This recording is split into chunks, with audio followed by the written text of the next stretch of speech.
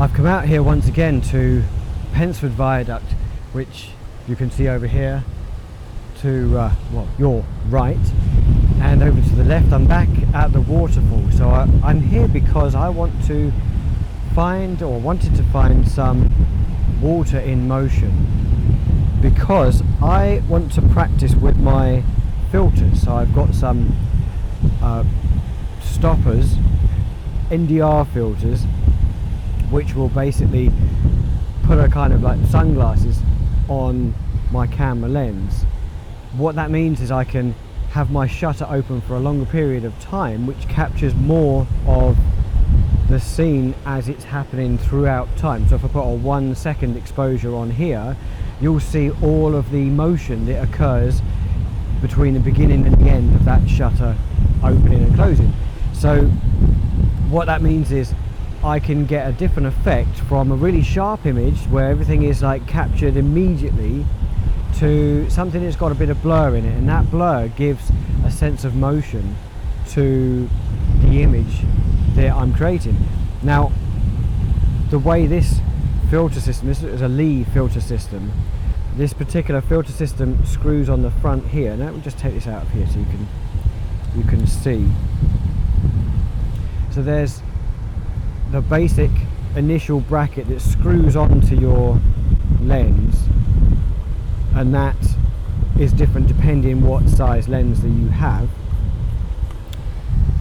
And once that's screwed on, then we've got this adapter here, which then allows me to slot in whatever shades I want to put in, or whatever shade of filter I want to put in. So there are different grades of filters, and the darker it is, the higher the number of the filter is labeled. So basically, if you have a 5-stop filter or a 6-stop filter, then it stops the image down by a factor of 5.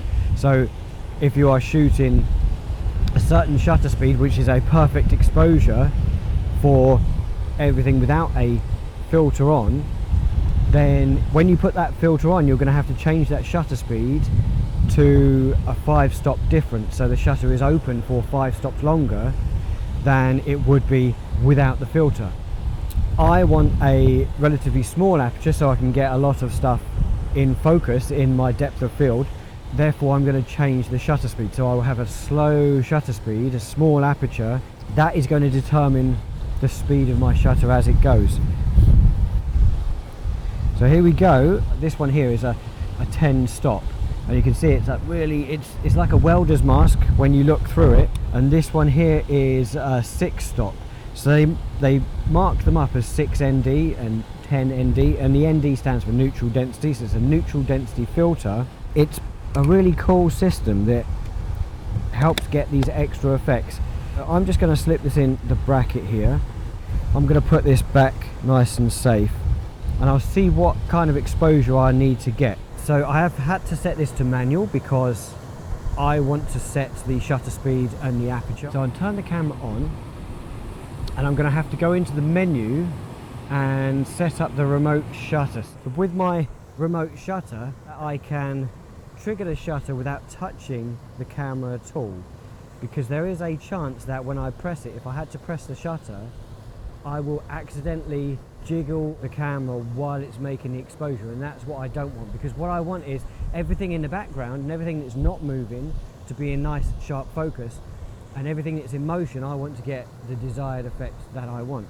I'm currently on f/16, which is a nice small aperture that I want. 1/20th of a second shutter speed is too dark, and now I'm going down to 1/6, and it's getting better. 1/4 getting better, and 1/2 is bang on. This is on 1/2 at f/16. Okay, yeah, so I'll pop that image up, and you'll see that the light areas are quite well blown out. So if I stop the shutter speed, I'll make it 1/8 of a second, and I'll take this exposure, and that's a bit better. I'm quite happy with that, but I haven't actually checked for motion in the water. So let's have a little look. It's quite handy having this. I don't have to stoop down all the time.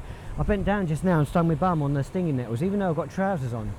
I have just swapped over the filter, so the 6 ND is back in there, the 10 ND is now on, so that means I've got 4 more stops that I can stop down my shutter speed.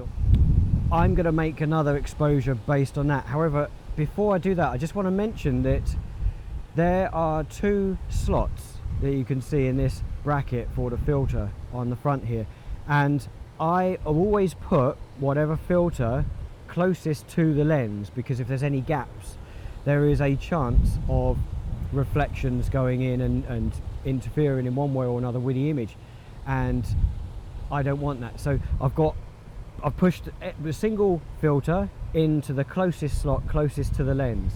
If I was going to add an additional filter, I'd put that on the other one, but I would never put a filter just on the outside slot because of the reflections. Okay, let's have a look at this. I've got a 10 stop on here now, and my camera has timed out because I've told it to do that when I'm not fiddling about with it or taking pictures. And now I can see my shutter speed is not adequate for a bright enough exposure since I put the 10 stop on. It's just coming in around 3 seconds, 4 seconds, 5 seconds, 8 seconds gives me the same exposure as the previous one I had on 1/2 of a second or whatever it was that I'd set before. So here we go. Now I've got that set up. This one is on 8 seconds. Let's see what happens. Okay, so I've got some nice motion going on there. It is a little bit dark though. Let's make that, I'm going to try 10 seconds. I'm making these images. One of the things that I haven't examined is whether this is in focus. Now I'm on f16, so that's going to give me a pretty good depth of field, so there's a good chance I'm going to be in focus anyway, but I haven't specifically focused on anything. Now that has a potential knock-on effect. I am in manual focus at the moment. I'll take this off, and this is where this adapter's really cool. It's a little quick release. I'll pop this in my case nice and safe for a moment. I'm going to put it back on manual because I like it that way. There we go, that was looking pretty good anyway, and as I say, it's on f16, so it stands a good chance of being in the appropriate range of the depth of field to get nice crisp image. Focus, I'm going to take another shot since I've done the focus there. I'm quite happy with that image that I made, and let's just have a look at it. Yeah, that's pretty cute. It is quite dark. I've got a lot of the image there that I want with the house. I'm just clipping the chimney of the house, so I'm going to go up a little bit. Right, there we go. So here we go, another 10-second exposure. All right, that's cool. So I've got a bit of the leaves that are blurry as well as the motion in the water. A couple of things to think about when you're making long exposures is when you have the mirror flipped up, there is a possibility that light interference coming in through the viewfinder at the back can affect your exposure. And what I used to have, which, as I haven't done this in such a while, I forgot. I used to have a little cardboard cutout that I'd slip in so that it would prevent that.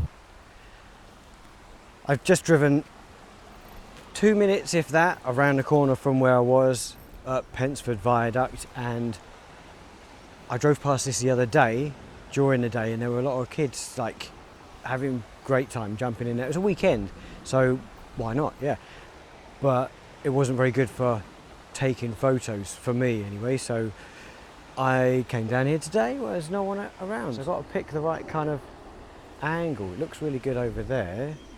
Yeah, let's have a tour.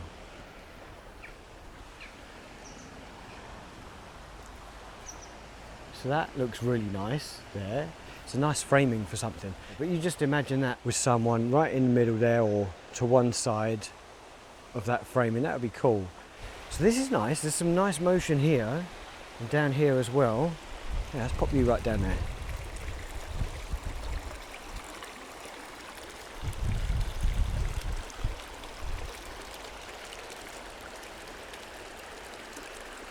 And also off down there, all that way, that gives a little bit of a sense of Yugen. That's my thing of the moment. I just wonder where it goes. You can see ducks up there and a couple of ducks bobbing together.